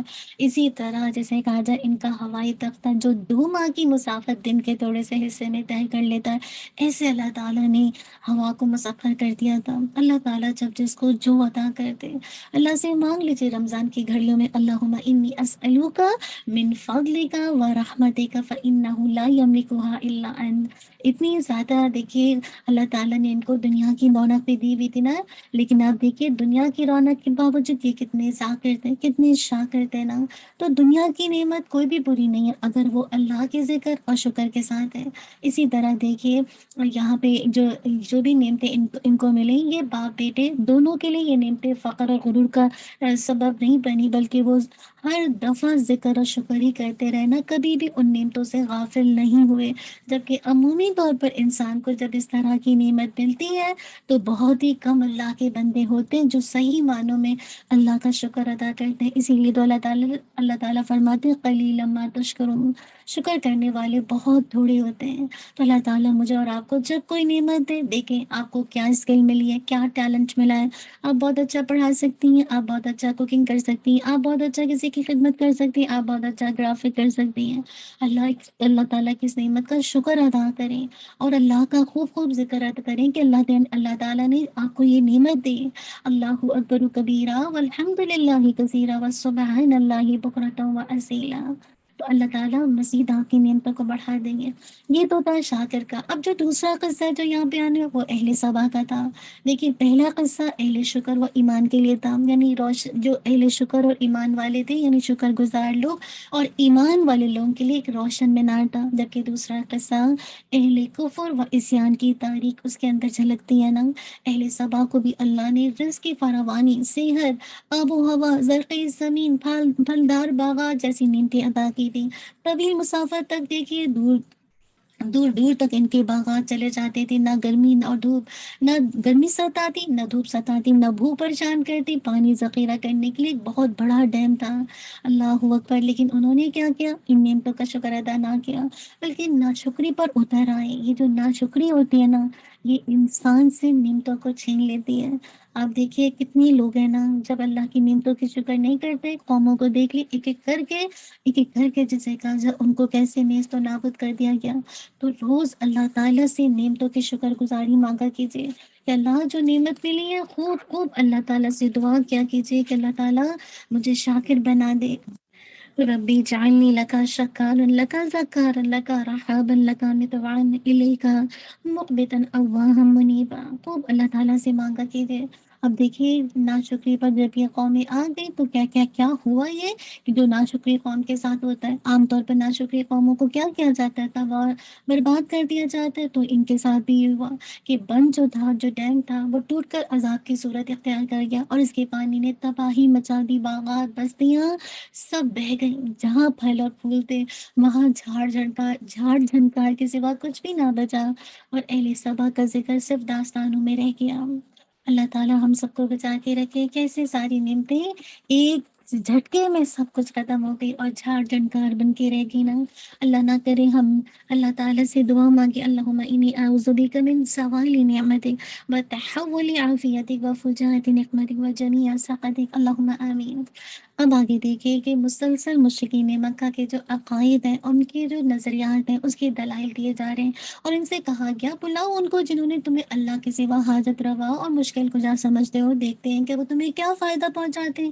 کبھی تلقین کے اسلوب میں ان سے سوال کرنے کا حکم دیا گیا، بتاؤ تمہیں آسمان و زمین سے کون رزق دیتا ہے؟ کبھی یہ سوال کیا گیا جنہیں تم اللہ کے ساتھ عبادت میں شریک سمجھتے ہو، ذرا انہیں سامنے تو لاؤ تاکہ ہم بھی دیکھیں کہ ان کے اندر کون سی ایسی صفت پائی جاتی ہے جس کی وجہ سے وہ عبادت کے مستحق بن گئے۔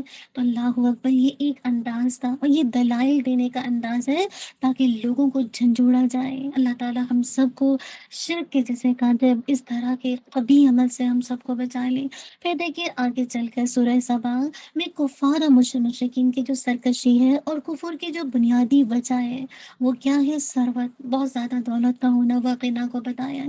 انہیں اسی پر اتنا ناز تھا کہ ان کا تو خیال تھا کہ ہمارے جیسے صاحب جمال اولاد کو نہ دنیا میں عذاب ہو سکتا ہے اور نہ آخرت میں عذاب ہوگا۔ اور قرآن کے الفاظ میں وہ کہتے تھے ہم تو مال اور اولاد کے اعتبار سے تم سے زیادہ ہیں اور ہمیں عذاب نہیں دیا جائے گا۔ وہ آخرت کے معاملے کو بھی دنیا پر قیاس کرتے تھے۔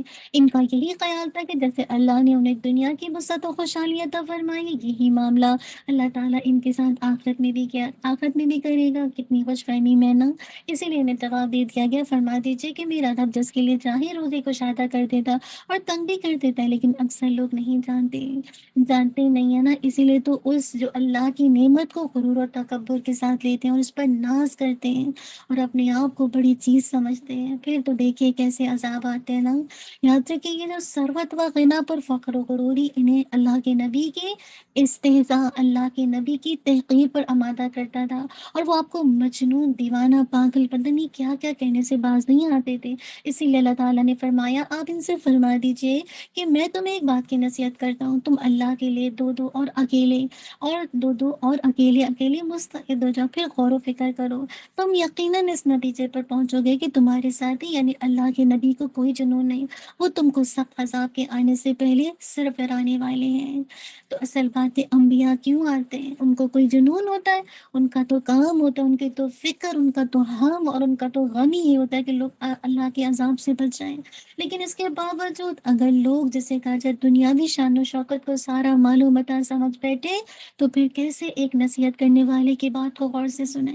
تو بات ہے کہ وہی لوگ نصیحت کو غور سے نہیں سنتے جو واقعی دنیا کے میلے میں، دنیا کی رونقوں میں، دنیا کی جو مال و اسباب میں گم ہو جاتے ہیں نا، اور اس کو اپنی زندگی کی متاع سمجھتے ہیں۔ اللہ تعالیٰ مجھے اور آپ کو ایسی دولت سے بچا کے رکھے جو انسان کے اندر غرور پیدا کر دے، تکبر پیدا کر دے، انسان دوسروں کو حقیر اور اپنے آپ کو بڑی چیز سمجھنے لگے۔ اسی لیے دعا ہے نا، اللہم اجعلنی صبورا وجعلنی شکورا وجعلنی فی عین صغیرہ وفی اعین الناس کبیرا۔ اے اللہ، مجھے بہت صبر کرنے والا، مجھے بہت شکر کرنے والا بنا دے، اور مجھے میری نظر میں چھوٹا اور دوسروں کی نظر میں بڑا بنا دے۔ اللہم لک الحمد ولک الشکر کلہ وإلیک یرجع الامر کلہ۔ اسی لیے دیکھیے آخری آیت میں بتایا گیا کہ وہ آخرت میں ایمان قبول کرنا چاہیں گے، لیکن ان کے چاہت اور ان کے درمیان پردہ حائل کر دیا جائے گا، چنانچہ وہ کیا ہوں گے؟ وہ ایمان سے محروم رہیں گے۔ اللہم لا تجعلنا منہم۔ اب آگے سے دیکھیے کہ سورہ فاتر شروع ہوتی ہے۔ یہ سورت اللہ کے نبی کے قیام کے مکے کے تیسرے دور میں نازل ہوئی، جب شدت مخالفت میں آپ کے خلاف طرح طرح کی سازشیں ہو رہی تھیں۔ تو اس میں قریش کی متکبرانہ قیادت کو قانون، جزا و سزا بتا کر انہیں ہلاکت کی دھمکی دی گئی۔ اب دیکھیے جو گزشتہ جو سورت تھی، سورہ سبا، اس میں انسانوں پر اللہ کی نعمتوں کا تذکرہ کیا تھا، اور یہ بتایا گیا تھا کہ نعمتوں کے جواب میں بندے کو اللہ کا شکر ادا کرنا چاہیے۔ اور اس صورت میں بتایا گیا کہ اللہ تعالیٰ کی بے شمار نعمتوں کا تقاضا یہ ہے کہ اسے معبود مانا جائے، اس کے سامنے اپنی پیشانی جھکا دی جائے اور اس کے رسولوں کی تعلیمات کو تسلیم کیا جائے۔ اس لیے کہا، اے لوگوں، اللہ کی نعمت کو یاد کرو جو تم پر ہے، کہ کیا اللہ کے سوا کوئی پیدا کرنے والا ہے جو تمہیں آسمان و زمین سے رزق دیتا ہو؟ اس کے سوا کوئی معبود نہیں، تو تم کہاں بہکائے جاتے ہو؟ فَأَنَّىٰ تُؤْفَكُونَ۔ اور اگر وہ تمہیں جھٹلائیں تو یقیناً تجھ سے پہلے کئی رسول جھٹلائے گئے، اور سب کام اللہ ہی کی طرف لوٹائے جاتے ہیں۔ اے لوگوں، یقیناً اللہ کا وعدہ سچ ہے، تو کہیں دنیا کی زندگی تمہیں دھوکے میں نہ ڈال دے، اور کہیں وہ دھوکے باز تمہیں اللہ کے بارے میں دھوکہ نہ دے۔ تو اصل باتیں بتا دیا گیا نا، کہ کیسے اللہ تعالیٰ کو معبود مانو، اس کو جسے کہتے ہیں خالق مانو، جب جا کے تم اللہ کا حق ادا کر سکتے ہو۔ اسی لیے اللہ کی قدرتیں اور بندوں پر اس کے انعامات کا ذکر کیا۔ پھر اس کے برعکس دیکھیے مشرکین کے بنائے ہوئے جو جھوٹے معبود ہیں، ان کی بے بسی کا تذکرہ کرتے ہوئے فرما دیا کہ جیسے کیا فرمایا کہ دو سمندر برابر نہیں ہوتے، ایک میٹھا ہے جو کہ پیاس بجھانے والا، جس کا پانی آسانی سے گلے سے اترنے والا، اور دوسرا نمکین کڑوا۔ ہر ایک میں تم کیا کرتے ہو؟ ہر ایک میں سے تم تازہ گوشت کھاتے ہو اور زینت کا سامان نکالتے ہو جو تم پہنتے ہو، اور تم اس میں سے کشتیوں کو دیکھتے ہو، پانی کو چیرتی بھی چلنے والی ہیں، تاکہ تم اس کے فضل میں سے حصہ تلاش کرو، اور تاکہ تم شکر کرو۔ اور وہ رات کو دن میں داخل کرتا ہے، دن کو رات میں داخل کرتا ہے، اور اس نے سورج اور چاند کو مسخر کر دیا، اور ہر ایک مقررہ وقت تک چل رہا ہے۔ یہی اللہ تمہارا پروردگار ہے، اور اسی کی ہی بادشاہی ہے۔ تو اللہ کو چھوڑ کر جنہیں تم معبود بنا بیٹھے ہو، ان کی تو حالت یہ ہے کہ جن کو تم اس کے سوا پکارتے، وہ کھجور کی گٹلی کے چھلکے کے مالک بھی نہیں ہے۔ اگر تم انہیں پکارو تو وہ تمہاری پکار نہیں سنیں گے، اگر وہ سن بھی لیں تو تمہاری درخواست قبول نہیں کریں گے، اور قیامت کے دن تمہارے شرک کا انکار کر دیں گے، اور تجھے ایک پوری خبر رکھنے والے کی طرف کوئی خبر نہیں دے گا، اور تجھے ایک پوری خبر رکھنے والے کی طرف کوئی خبر نہیں دے گا۔ آپ دیکھیے کہ یہ صورت ایمان اور ہدایت، کفر اور دلالت کے درمیان بھی حصی مثالوں کے ذریعے سے فرق کو واضح کرتی ہے۔ یہ صورت بتاتی ہے کہ جیسے بینا اور نابینا، زندہ اور مردہ، ظلمات اور نور، دھوپ اور چھاؤں مساوی نہیں ہو سکتے، اسی طرح مومن اور کافر بھی برابر نہیں ہو سکتے۔ اس کے بعد دوبارہ اللہ کی وحدانیت اور قدرت کی دلائل بتا دی، رنگ رنگ اور جسے کہا جائے مختلف طرح کے پھولوں، سفید، سرخ اور سیاہ پہاڑوں، مختلف رنگوں، زبانوں، مزاجوں والے انسان، اور ہزاروں قسم کے پرندے، مچھلیاں، حشرات، اور چوپائی میں اس کی قدرت کی بے شمار نشانیاں۔ لیکن ان نشانیوں کو دیکھ کر صرف انہی کے دل میں خشیت پیدا ہوتی جو علم رکھتے ہیں، جو گہرائی میں جا کر سوچ سکتے ہیں، جو حقائق پر پڑے ہوئے جسے کہا جائے پردے اٹھا سکتے ہیں، جس کے دل میں جتنی معرفت ہوگی اتنی ہی خشیت اور عظمت ہوگی۔ اسی لیے اللہ کے نبی صلی اللہ علیہ وسلم کے دل میں سارے انسانوں سے زیادہ خشیت تھی، جیسا کہ آپ نے خود فرمایا اللہ کی قسم میں تم سب سے زیادہ دل میں اللہ کی خشیت اور خوف رکھنے والا ہوں۔ تو یہ ہے واقعی ان نشانیوں پر کون غور فکر کرے گا، کون دیکھے گا، کون ان سے جسے کہا جائے دیکھ کر اللہ کی قدرت کو مانے گا؟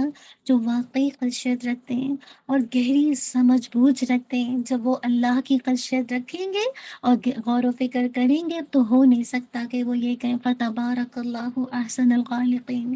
اسی لیے اہل علم کہتے ہیں کہ اس آیت میں علماء سے مراد صرف دین اور شریعت کے علماء نہیں ہیں، بلکہ کائناتی علم رکھنے والے علماء بھی شامل ہیں، چاہے وہ طب کا علم رکھیں، فلکیات کا علم رکھیں، نباتات کا علم رکھیں، فضا اور جو جسے کہا جائے ارضیات کا علم رکھنے والے بھی اس میں آ جاتے ہیں، کیونکہ وہ بھی صحیح جسے کہا جائے جب وہ صحیح طور پر کائنات کے اسرار پر نظر ڈالتے ہیں نا تو یہ نظر انہیں اللہ کی وحدانیت اور قدرت کے اعتراف پر مجبور کر دیتی ہے، اور یہی اعتراف آخر میں اللہ کی خشیت اور عظمت پیدا کرنے کا سبب بن جاتا ہے۔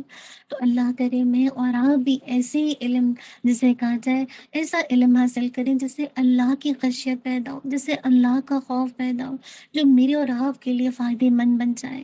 اور دعا کیا کیجیے اللہم اقسم لنا من خشیتک ما تحول به بیننا و بین معاصیتک۔ پھر آگے دیکھیے بتا دیا گیا کہ کتاب کی جو لوگ تلاوت کرتے ہیں پھر ان کی تعریف کی گئی ہے کہ وہ تین طرح کے لوگ ہوتے ہیں۔ ایک ہے ظالم، یہ وہ گناہ گار مسلمان ہیں جن کے گناہ ان کی نیکیوں سے زیادہ ہوں گے، یعنی گناہ زیادہ ہیں۔ دوسرے کون ہے؟ مقتصد، یعنی میانہ رو، معتدل، جن کی حسنات اور سیئات مساوی ہوں گی، برابر ہوں گی۔ اور تیسرے کون ہے؟ سابق بالخیرات، یعنی وہ سچے مومن جو اطاعت عبادت میں دوسروں سے سبقت لے گئے۔ اب دیکھیے ان تینوں کا انشاءاللہ آخری اور دائمی ٹھکانہ انشاءاللہ اللہ کی رحمت سے جنت ہی ہے، لیکن کیا ہوگا؟ کوئی ڈائریکٹ جنت میں چلا جائے گا، اللہم اجعلنا منہم، اللہم حاسبنا حسابا یسیرا، اور کوئی اپنی گناہوں کا خمیازہ بھگتنے کے بعد جائے گا۔ اسی لیے سورت کے اینڈ پر اللہ کے حلم اور بدبادی کا ذکر ہے کہ وہ گناہوں پر فوری سزا نہیں دیتا۔ اگر ایسا ہوتا تو زمین پر انسان تو انسان، کوئی حیوان چرند پرندے زندہ نہیں رہ سکتا تھا۔ اسی لیے اس نے جزا و سزا کے لیے ایک وقت معین کر رکھا ہے۔ وہ وقت جب آئے گا تو پھر کامل عدل کا نظام حرکت میں آ جائے گا اور ہر ایک کو اس کا حق مل جائے گا، اور پھر کوئی بھی مجرم نہ اس سے چھپ سکے گا نہ بھاگ سکے گا، اور اس کا یہ محاسبہ حق اور انصاف پر مبنی ہوگا۔ کیوں؟ کیونکہ وہ اپنے بندوں کی ایک ایک عمل اور ان کی ایک ایک حرکت کو خود دیکھ رہا ہے۔ اللہ تعالیٰ چونکہ دیکھ رہا ہے، البصیر ہے، تو میں اور آپ کیا کریں؟ اپنے عملوں کو کانشیسلی عمل کریں، مراد ہے کہ اللہ کی بصیرت کو محسوس کریں کہ اللہ اپنے بندوں کو دیکھ رہا ہے۔ جب آپ کو یہ احساس رہے گا نا کہ البصیر آپ کو دیکھ رہی ہے، تو آپ اپنی عبادات کو بھی درست کریں گے، اپنے معاملات کو بھی درست کریں گے، لوگوں کے رویوں پر آپ الجھیں گے نہیں، بلکہ آپ یہ دیکھیں گے کہ اللہ کی ذات دیکھ رہی ہے۔ آج اگر کسی نے میرے ساتھ انصاف نہیں کیا، میرے ساتھ عدل نہیں کیا، میرے ساتھ نا انصافی کی، تو کل ہے محاسبے کا دن جس میں ہر ایک کو بھرپور انداز سے انصاف دیا جائے گا، عدل کیا جائے گا، اور کوئی چیز بھی اللہ تعالیٰ سے چھپی ہوئی نہیں ہے نا۔ تو اللہ سبحانہ و تعالیٰ مجھے اور آپ کو الحمدللہ جو ڈیل ملی ہے، جو ٹائم پیریڈ ملا ہوا ہے کہ میں اور آپ اللہ کی نافرمانی کے باوجود بھی الحمدللہ اس دنیا میں ہیں، تو اللہ سے توبہ کریں، اور جو بھی نافرمانی کر چکے ہیں اور اس ڈیل کو مہلت جان کر اللہ کی البصیر ہونے کو محسوس کر کے اپنے کاموں کو بالکل جیسے کہتے ہیں نا کہ ایک اللہ کی پریزنس کو فیل کر کے کریں، کہ کوئی بھی کام ایسا نہ ہو کہ اخلاص سے خالی ہو۔ اللہ تعالیٰ ہمارے سارے عمل کو خالص کر دے تاکہ ہم سب سابقون بالخیرات والے گروپ میں آ جائیں، جو واقعی سچے اور اطاعت و عبادت میں دوسروں سے سبقت لے جانے والے تھے۔ اللہم آمین۔ اور آخر میں سورہ یاسین جسے کہا جائے جو کہ مکی ہے، اور اس میں 33 آیات ہے، 5 رکوع ہیں۔ ہمارے مسلمان بھائی اس سورت کو اکثر جانکنے کی آسانی کے لیے تو پڑھتے ہیں، لیکن دیکھیے اس پر عمل کرنے والے بہت ہی کم ہیں، جبکہ اصل جو وہ ثواب ہے اور اللہ کا قرب کیا ہے کہ میں اور آپ عمل کریں اس صورت پر۔ میں اور آپ اگر اس کو صرف اگر جیسے قاعدہ اس لیے پڑھتے ہیں کہ جان نکلنے میں آسانی ہو، تو بات یہ کہ عمل سے زندگی بنتی ہے نا، تو جتنا زیادہ آپ اس کو جتنا زیادہ پڑھیں گے انشاءاللہ آپ کو اتنا زیادہ اس سے فائدہ ہوگا، سمجھ کے نا۔ تو اس صورت کے ابتدا میں دیکھیے اللہ تعالیٰ نے اپنے نبی کی رسالت کی سچائی پر قرآن کی قسم کھائی ہے، اللہ اکبر۔ پھر ان کفار قریش کا تذکرہ ہے جو کفر دلالت میں بہت آگے نکل گئے تھے، جس کی وجہ سے وہ اللہ کے عذاب کے مستحق ہو گئے، اور اس کے بعد اس بستی والوں کا ذکر ہے جنہوں نے ایک کے بعد دیگرے اللہ کے 3 انبیاء کو جھٹلایا، اور جب انہی میں سے ایک حق پرست اور ناصح انسان نے انہیں سمجھانے لگا تو لوگوں نے کیا کیا، انہیں اسے کو شہید کر دیا۔ اور اس ناصح کی گفتگو کا کچھ حصہ جو ہے آپ دیکھیں گے پارہ 23 کے ابتدا میں انشاءاللہ، تو پھر اس کا خلاصہ ہم اسی پارے میں کریں گے۔ اللہ سبحانہ دیکھتے تھے، اور خاص کر دیکھیے کہ اللہ تعالیٰ نے اپنے نبی کی رسالت کے لیے سچائی کے لیے قرآن کی قسم کھائی ہے۔ تو اس سے کیا بات پتہ چلتی ہے کہ قرآن کی قسم اٹھائی جا سکتی ہے، کیوں؟ کیونکہ قرآن مجید اللہ کا کلام اور اس کی صفت ہے، اسی لیے قرآن مجید کی قسم اٹھانا یعنی جائز ہے۔ آپ دیکھیے کہ اللہ کے نبی صلی اللہ علیہ وسلم کے بارے میں کیا آتا ہے، آپ صلی اللہ علیہ وسلم کی شان اور آپ کا مقام بے شک میری اور مجھ سے پہلے انبیاء کی مثال اس طرح ہے جس نے ایک گھر بنایا، پھر اس کو مزین کیا، لیکن صرف ایک اینٹ کی جگہ باقی تھی۔ لوگ اس گھر کو دیکھتے اور اس ایک اینٹ کی جگہ خالی پا کر تعجب کا اظہار کرتے، کہتے یہ اینٹ کیوں نہیں لگائی گئی؟ آپ نے فرمایا میں ہی وہ عید ہوں اور میں ہی خاتم النبی ہوں، اللہ اکبر، اور میں قیامت کے دن آدم کی ساری اولاد کا سردار ہوں گا، مگر اس اعزاز پر میں فخر نہیں کرتا اور میرے ہاتھ میں حمد کا جھنڈا ہوگا، اس پر میں اتراتا نہیں۔ قیامت کے دن آدم علیہ السلام سمیت تمام نبی میرے جھنڈے کے نیچے ہوں گے، اور میں قیامت کے دن سب سے پہلے اپنی قبر سے اٹھوں گا، مگر اس پر بھی مجھے کوئی فخر نہیں۔ تو کیا بات سمجھ آ گئی؟ اللہ اکبر، اللہ کے نبی سچے ہیں اور یہ جو قصے ہیں سب سچ بیان کیے جا رہے ہیں۔ بس اللہ تعالیٰ مجھے اور آپ کو عمل کی توفیق دے دیں۔ انشاءاللہ ہم دیکھیں گے اگلی کلاس میں کہ کیسے جو انبیاء آئے، اللہ کے انبیاء 3 انبیاء کو جھٹلایا گیا، تو ایسے موقع پر کیسے ایک حق پرست اور ناصح نے آ کر سمجھانے کی کوشش کی تو اس کو شہید کر دیا۔ اسی ناصح کی گفتگو کو انشاءاللہ نیکسٹ اپنے جس میں کنٹینیو کریں گے۔ جزاک اللہ خیرا کثیرا، بارک اللہ فیک، اللہم احسن عاقبتنا فی الامور کلها واجرنا من خزي الدنیا وعذاب الآخرة، ربنا تقبل منا انك انت السمیع العلیم وتب علینا انك انت التواب الرحیم، سبحانک اللہم وبحمدک، اشہد ان لا الہ الا انت، استغفرک واتوب الیک۔ سبحان ربک رب العزت عما یصفون والسلام علی المرسلین والحمد للہ رب العالمین۔ جزاک اللہ خیرا کثیرا، بارک اللہ فیک، السلام علیکم ورحمۃ اللہ وبرکاتہ۔ آپ سب اپنے لیے دعا کر لیں۔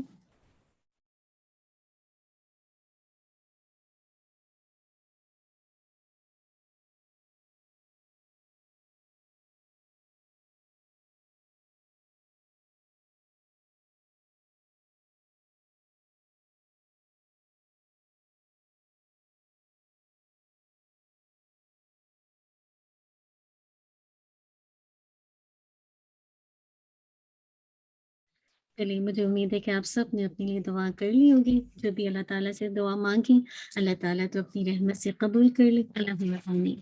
مجھے امید ہے کہ آج کی جو ہمارا جس نمبر 22 ہے، اس سے بھی آپ کو بہت کچھ الحمدللہ ریمائنڈرز ملے ہوں گے۔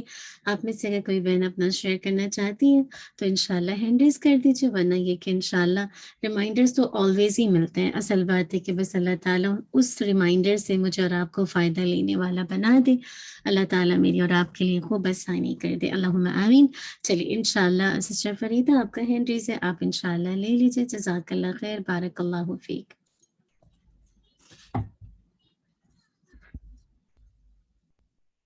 جی سسٹر فریدہ آپ لے لیجیے انشاءاللہ۔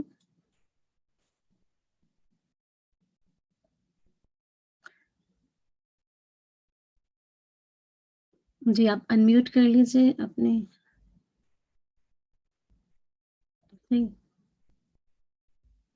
جی پہلے نہیں ہو رہا تھا۔ اچھا، السلام علیکم وعلیکم ورحمۃ السلام ورحمۃ اللہ وبرکاتہ۔ جی اللہ۔ میں نے 2 پوائنٹ دیکھی ہے کہ ایک تو یہ ہے کہ اللہ تعالیٰ کی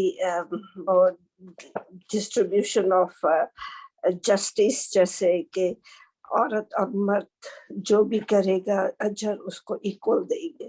سبحان یہ بات مجھے بہت اچھی لگی، اور میں وہ یہ سوچ رہی تھی کہ دیکھو अक्सर हमारे माशरे में लड़कों को हिफ्स बनना ज्यादा प्रेफरेंस देते कि हिफ्स हाफिज बनाओ, उनको हाफिज बनाओ, और 7 जनरेशंस वो है ना वो हो जाएंगी, ये है वो है, पता नहीं क्या उनकी आइडियोलॉजी है। लेकिन ये कि I don't think so it works, क्योंकि 7 जनरेशंस कैसे, जब खुद अमल अपने आगे जनरेशन अच्छे नहीं करेंगे तो उस बंदे की वजह से कैसे मगफरत होगी, अल्लाह नोस बेस्ट। तो हम अपने अमल खुद भी देखें ना, क्योंकि हर एक को अपना हिसाब खुद देना है। और फिर दूसरी ये बात मैं ये देखती हूँ कि लड़कियों को पीछे हटा देते कि हाफिजा नहीं बनाने की जरूरत या कुछ। तो मैं अपनी बेटी को यही कह रही थी और अपने दामाद को कि देखो, और अपने बच्चों को सबको कि देखो अपनी बेटियों को बनाओ, क्योंकि बराबर का अजर मिलेगा। तो यू डोंट थिंक कि अल्लाह ताला ने डिस्ट्रीब्यूशन कम की है। नहीं, तो बिल्कुल मुझे ये पॉइंट बहुत अच्छी लगी। और दूसरी मैंने आपसे ये पूछना था हिजाब के बारे में कि अगर एल्डरली वुमन जैसे है 60 एंड अबव, और ये कि वो उसके लिए भी हिजाब करना जरूरी है क्या? जी, वल्लाहु आलम बिस्सवाब। आयात तो बिल्कुल वाज़ेह है ना।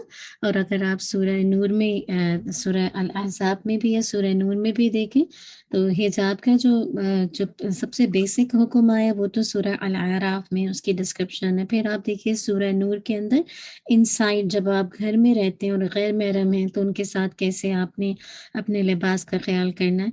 अब जब बाहर जाने के लिए सूरह अल अहज़ाब में बता दिया गया ना कि हिजाब मैंडेटरी है ना, ताकि वो पहचानी जाए एज अ मुस्लिम आइडेंटिटी के लिए और कोई उनको तंग ना करे ना। तो एज से फर्क नहीं पड़ता। हाँ, वो औरत जो कि खुद बहुत ज़्यादा एज है लाइक 6, 70, 80 और 80 में भी हालत ये, मतलब बहुत सारे लोग 70 में भी काफ़ी यंग लगते हैं, डिपेंड करता है हेल्थ कंडीशन पे। कुछ लोग जिसे कहा जाए 70, 60 में भी काफ़ी लाइक अपने आप को फिट रखते हैं, तो उनको इतना फर्क नहीं पड़ता। लाइक सेहत के हिसाब से बात कर रही हूँ और उनकी अपनी खुद अपने आप को अप टू डेट रखते हैं। लेकिन कुछ लोग बेचारे जल्दी ढल जाते हैं हर एक के सुनहरियों हालात की वजह से। तो जो पहले से उनके अंदर ख्वाहिश मर चुकी है और वो हालात में इतना ज़्यादा उनको जैसे अंदर से झंझोड़ मतलब वो कर दिया है कि उनके अंदर कुछ इस तरह की है ही नहीं, तो ठीक है वो अपना लिबास में जो चादर है वो थोड़ी इस अंदाज से हल्की कर सकती हैं कि लाइक जैसे अगर बहुत ज़्यादा जैसे ऊपर से पूरा जैसे होता है ना कि बहुत हैवी के बच्चा थोड़ा हल्का पहन ले। लेकिन ये कि हाँ कवर तो करना ही है, इल्ला ये कि आप होश में नहीं है या लाइक अब आपको होश नहीं है अपना, तो फिर तो अल्लाह ताला। लेकिन अदरवाइज ये कि बहुत वाज़ेह आयात है। अब ये कि अल्लाह ताला अमल की तौफीक अता कर दे। लेकिन ये कि हाँ अक्सर लोग समझते हैं कि जैसे एज पे आने के बाद आप अल्हम्दुलिल्लाह अगर आप फेशियल भी करवा रही हैं और अपने आप को इतना फिट रखा हुआ है, फिर आप कहें कि बस अब हिजाब की ज़रूरत नहीं है, अल्लाह ताला ही मतलब माफ़ करने वाला है। लेकिन ये कि हमें अपने जानते बेस्ट कोशिश करनी चाहिए कि जो एक क्राइटेरिया है एक मुस्लिम आइडेंटिटी के तौर पर, जो कि एक एक्सटर्नल सी चीज़ है जो कि गैर महरम या बाहर जाते वक्त एक औरत को पहनना चाहिए, उसके हवाले से आज मैंने इस पर डिस्कस किया था। हर दफ़ा तो मैं आपको पूरा डिटेल बताती हूँ, लेकिन एक इस दफ़ा मैंने सिर्फ आपको पॉइंट्स में बता दिए थे कि लिबास जब पहने तो उसमें किस किस चीज़ का ख्याल करें इंशाल्लाह। ठीक है, अल्लाह ताला अमल की तौफीक देते। पूरा उसमें आया है कि अगर औरतें जो बहुत ज़्यादा ऐसी उम्र को पहुँच जाएं जो बेचारी जैसे काजल, लेकिन उस पर भी मेंशन है कि अगर वो करें तो ज़्यादा बेहतर है। लेकिन ये कि बाकी ये कि अल्लाह ताला आसान कर दे, अल्लाहुम्मा आमीन। सिस्टर वहीदा प्लीज आप इंशाल्लाह क्विकली ले लीजिए। वालेकुम अस्सलाम व रहमतुल्लाहि व बरकातुहू। बहुत सारी अमल की बातें हैं, वही वाली बात कि अल्लाह ताला अमल की तौफीक भी दे हमें। यही है ना कि ये जो आजकल खास करके इस आयत में पहले भी पढ़ते हैं तो यही आती है कि जब कोई खाने पे बुलाए तो क्या हमारे वो होना चाहिए कि कैसे लोग बैक होम में देखें तो सही सही रात ही गुजार देते हैं, ना दूसरों का ख्याल करते हैं ना अपना ख्याल करते हैं। यकीन जाने मैं अभी होके आई हूँ ना, यही होता है, सही सही रात है वहाँ गप्पे मारते हैं सब कोई बात नहीं, बैठ जाए, सोना ही है सुबह से। तो वहाँ यही रूटीन है, सही सही रात जागना और सुबह उठ के। तो आजकल वहाँ बाजार जो है ना 2:30 बजे 3 बजे खुलते हैं, क्योंकि रात सारी रात लोग जागते हैं। 2 हाँ बजे भी अगर आपने खाना खाने जाना है ना, हाँ जी आप जा सकते। 3 बजे भी मैं इतना, मुझे ये बात बुरी लगती है ना, तो बस तकफारा, मैं कभी भी 9-10 बजे से ज्यादा नहीं, शुरू से मेरी आदत है कि नमाज इशा की पढ़ी अजान के साथ ही, तो शुरू से अल्लाह ताला ने आदत डाली। बच्चे छोटे थे, उनके स्कूल जाना होता था, तो तब भी आदत थी, वही आदत पड़ी हुई अभी तक ना। अभी भी मैं ज्यादा वो नहीं करती। अल्हम्दुलिल्लाह। दूसरी यही एक बात वही बड़ी दिल को यही लगती है हमेशा, कि जो लोग खुशफहमी में है कि मेरे पास औलाद भी है और दौलत भी है, तो अल्लाह हमसे राजी है। ये बात बहुत ज्यादा वो है, आम ही कहूंगी कि कहते हैं कि ये जो आप काम करते हो, ये तो फारिग बंदों का काम है। अल्लाह ने तो हमें सब कुछ दिया हुआ है। अल्लाह हमसे राजी है, आप राजी कर लें अल्लाह ताला को। हमसे तो अल्लाह राजी है, अल्लाह ने हमें औलाद दी, बेटे दिए, पैसा दिया, रिज़्क रोजी दिया हुआ है। हम तो इसमें अल्लाह ताला हमसे खुश है। और ये तो दीन का काम जो है ना, वो फारिग लोग करते हैं। तो मुझे इतनी ये बात वो लगती है ना, जाके मैंने कहा देखो, यही है ना कि इल्म की जब कमी होती है तो ये बातें आती हैं, लेकिन जो जो इंसान इल्म सीखता है, तो फिर पता चलता है कि अल्लाह ताला ही दुनिया जहान का मालिक है। उसी के सिवा मैं कहती हूँ, एक बात करने को क्या, हर वक्त ही मुंह से यही अल्लाह का शुक्र ही निकालने को दिल करता है कि अल्लाह का शुक्र ही करें। वो नेमतों को मतलब लेते हैं तो वो तकब्बर से लेते हैं कि जी लो, बिल्कुल बिल्कुल। ये हमारी औलाद है, हमें बेटे दिए, हमें रिज़्क दिया, तो ये अल्लाह हमसे राज़ी। ये एक तरह की नाशुक्री भी होती है कि वो अल्लाह का शुक्र नहीं करते, वो अपने आप पे ज़ूम करते हैं। सही कह लेकिन हमें अल्लाह का शुक्र करना चाहिए कि एक, अब तो जो जो हम पढ़ते हैं ना, यकीन करें, वो अल्लाह का मैं कल खुद ही हंस रही थी। मैं वज़ू करके थी बाथरूम में, तो मुझे अल्लाह तेरा शुक्र, अल्लाह अल्हम्दुलिल्लाह, मुझे हिम्मत दी। मैंने फिर मैं खुद ही को, मैंने कहा मैं वॉशरूम में बाहर निकल आऊँ ना, सुभान मतलब फिर इंसान को ना वो आदत हो जाती है। हाँ जी अल्लाह तो से बात की देखने वाले ना, बाज़ दफ़ा मुझे ही कहा कईयों ने कि आप जी ये हर वक़्त ही कभी मुँह से निकल जाता है ना ऊँची, तो बाज़ों को नहीं अच्छा लगता। जी जी यकीन करें, मैं अपनी बात बता रही हूँ ना। जी तो जी ये बस अल्लाह ताला हमें अल्लाह माफ़ करे। अमल की तौफीक दे दे। वाकई बस वही बात है कि जो अल्लाह ताला हर जगह ही बस जब अल्लाह की कलाम से दूरी होती है ना, तो रातें कहाँ दिन कहाँ किसी को कुछ नहीं पता चलता।